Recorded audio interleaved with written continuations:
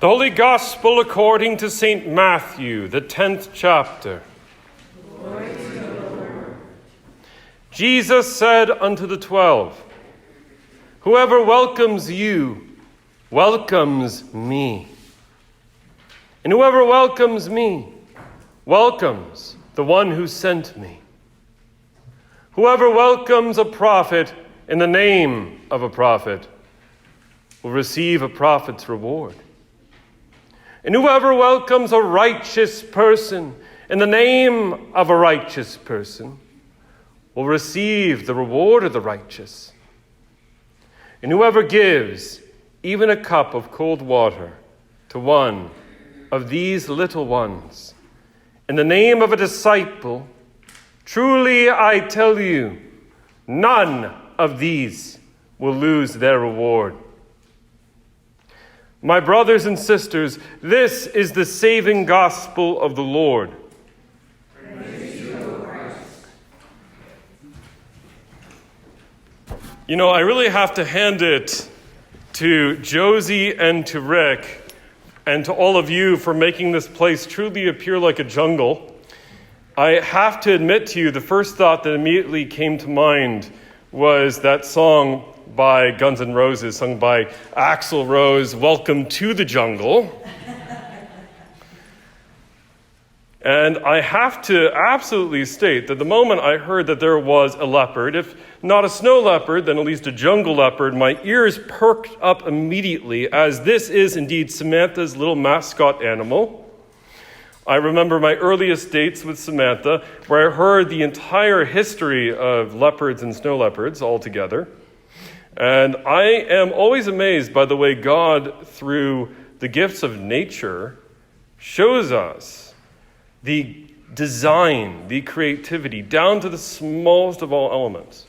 However, I have to admit, I am very happy that the snake, the leopard, and the alligator are not flesh and blood examples. Otherwise, I definitely would be a snack for the creatures this morning. There's no doubt about it.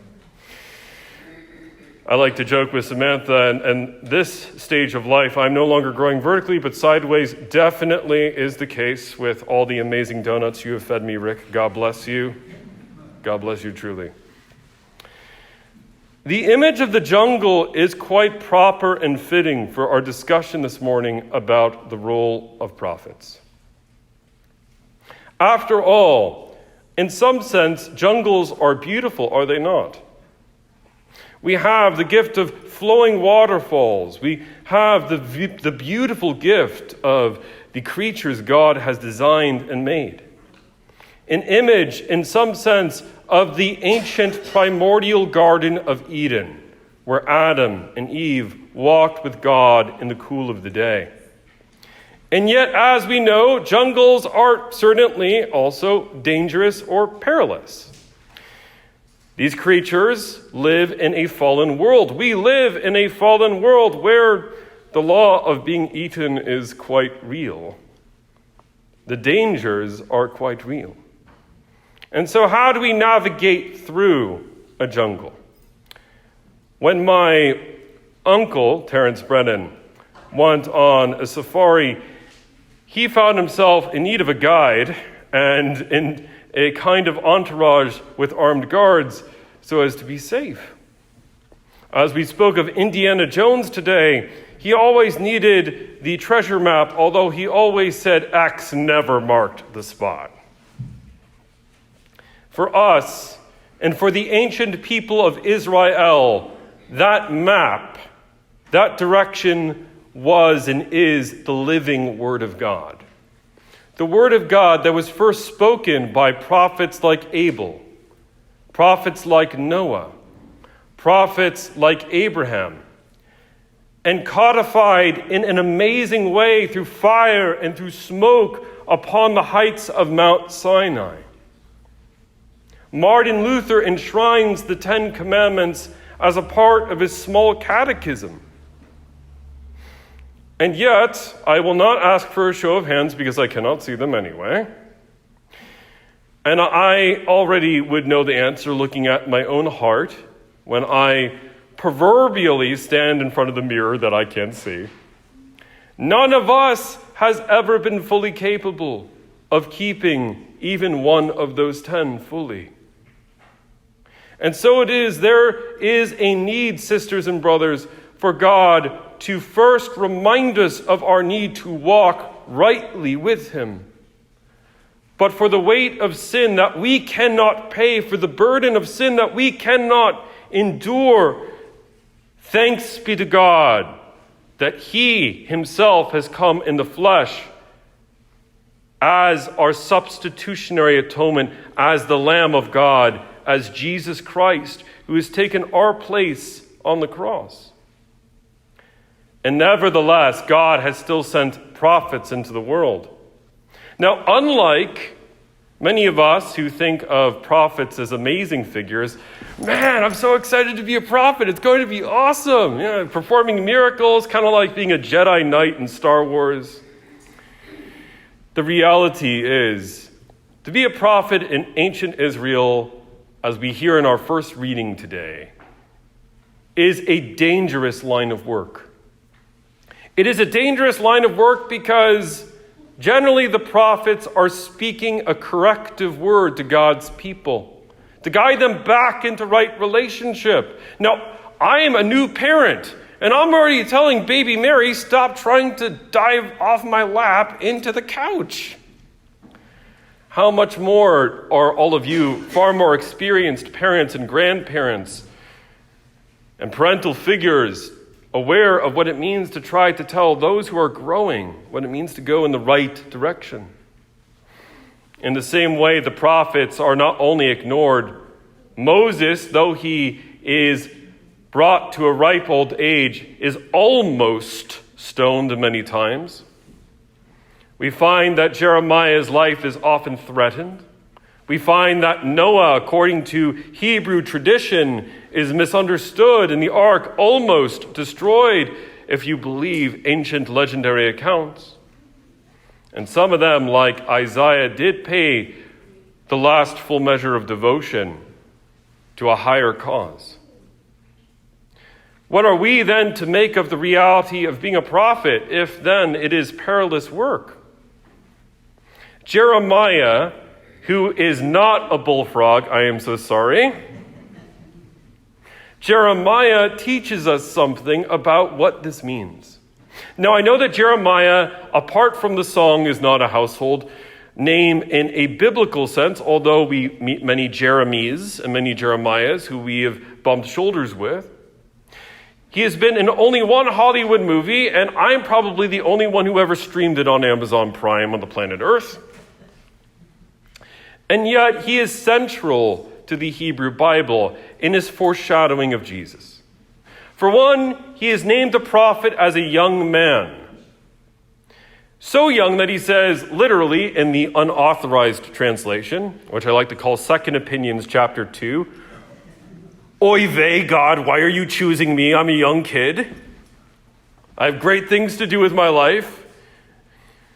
God instead chooses a youth. Why a youth? Because the consequences of our decisions now in the halls of power will be reflected not in our lives alone, but in generations still to come.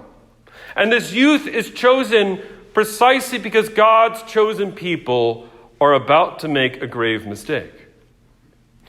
We can divide it into 3 parts, and it is relevant to our lives today as prophets sent by Jesus into the world. The first is Israel has gone after other gods. Now, I have some polytheistic friends up in New York who literally have statues of Zeus and Aphrodite in their backyard. I don't think that is as common in rural Pennsylvania, thanks be to God. However, sisters and brothers, how many times when I would read my Bible do I get a phone call, text message, and I'm like, yeah, I could put it off another 15 minutes? How many times have I watched either the World Cup or football instead of tending to my duties of reading scripture to my baby daughter in my arms?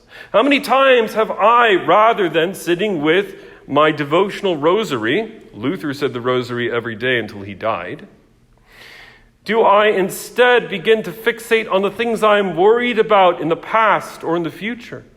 When God is in this present, when God is in this now. Make no mistake, the ancient gods, Moloch, Ashtoreth, Baal, they are very much alive and well. They've simply taken new shapes. And the ancient peoples of Israel and their surrounding counterparts were tempted to follow them. And they were led astray into paths that led to areas which are so not G-rated, I could not preach it up here soundly. They always demanded sacrifice. And for all their false promises, they always ended in blood. And for this reason, the psalmist rightly says the gods of the nations are demons. And yet God's holy people were still left with a prophet in Jeremiah who was willing to say, there is a God who loves you. There is a God who cares for you. There is a God who will atone for our sins. There is a God who will make a new covenant. And there is a God who can be called an Abba, a father. And how much more do I recognize what it means to be that father now that my baby girl coos on my lap and pulls on my beard too. How often do we coo on our Heavenly Father's lap, and how often do we pull spiritually on his beard too? And yet our God still calls us to repentance and to love all the same. The second great error that the people of Israel were about to commit, that we ourselves as prophets sent into the world probably should be aware of, was trying to find political solutions to spiritual problems. You see, the people of Israel were about to be invaded by Babylon again, a foreign pagan empire that was about to snatch them from their land and take them into captivity because of their sins against the Almighty. Now, most of us in the United States, thanks be to God, do not have an experience of what it means to be invaded in our lifetimes, although there are many here who will remember the echoes of Pearl Harbor and other events on our soils, such as September the 11th, which ring loudly in my ears as a New Yorker. But nevertheless, it is clear that God's holy people were traumatized and looking for answers anywhere they could get them, and they thought that they could make an alliance with their former slave owners, the land of Egypt. If only we make another alliance, if only we make another partnership, surely we will be set free. If only we elect people who will change the laws, all will be well. Now, do not misunderstand me. I am a proud civic member of this culture. In a democratic culture, we ought to vote. We ought to be members of our society, seeking to make a culture filled with God's righteousness known through justice and equality. I am not knocking political participation. It is a good thing. But, sisters and brothers, when we think our solution is another earthly prince, when, as Abraham Lincoln warned, we do not turn to the better angels of our nature, when we begin to make an idol of either a donkey or an elephant, when we, as the church, as the ELCA particularly, begin to yoke ourselves to this or that cause because it is culturally fashionable, then, sisters and brothers, we forget, in the words of Yul Brynner in the Ten Commandments, God is God. Or in the words of the great medieval mystic Catherine of Siena, how she one day was in front of Jesus and how Jesus said to her, I will summarize all of divine revelation in 4 wonderful words. And Catherine of Siena said, yes, I cannot wait. And Jesus said to her, I'm God and you're not. This is the third message that we prophets need to remember. Everyone in this room is beloved of God. Everyone in this room is made in the image and likeness of God and must defend the dignity of our sisters and brothers. But all of us, for our imageness in God, how beloved we are by God, All of us are not the creator, and therefore we must not fall into the pride of thinking that we can sit in the judgment seat over our neighbor when we ourselves need the healing and the forgiveness of God. I can tell you how many times I have ate my dinner entirely before Samantha could fill her plate. God, forgive me, and you forgive me, Sam. How many times in the middle of traffic have we grumbled on our way to our next appointment? How often do we see in our media another people group being scapegoated as the enemy? But in reality, sisters and brothers, Jesus Christ came to earth to set us free, to recognize that in the eyes of a stranger there is the face of God, and that our God so loves us that he has called all to reconciliation in his blood, so that everyone in the font of baptism, Gentile, Jew, slave, or free, dare I say into today's polarized environment, Democrat and Republican, are all called in Jesus Christ to be priest, prophet, kings, and queens. The question today is, will we live into that prophetic calling? Trinity Artsville, when my wife pregnant and myself blind needed a house of worship so I could preach and a home for the birth of our daughter, you opened your arms. When our daughter came home, all of you are witnesses of love and of support that have surpassed any congregation we have yet known. And as we embark on our next steps at St. Paul's to proclaim the gospel of Jesus Christ, we recognize that the bonds of love here do not end here. When I say it is only the beginning, truly I say unto you, if it is written, whoever receives you receives me, whoever receives me receives him who sent me, you have imaged the love of God here in such a way that this love shall never die. It is the love of the prophets who came before you. It is the love of the prophets who are here today. And may your children and your children's children know that theirs is the love that shall reach unto the doors of eternity.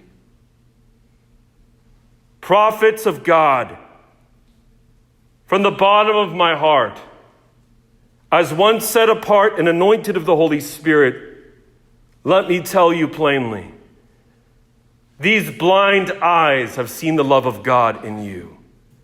And this love, whose name is Jesus Christ, has and shall continue to open our eyes that we shall see.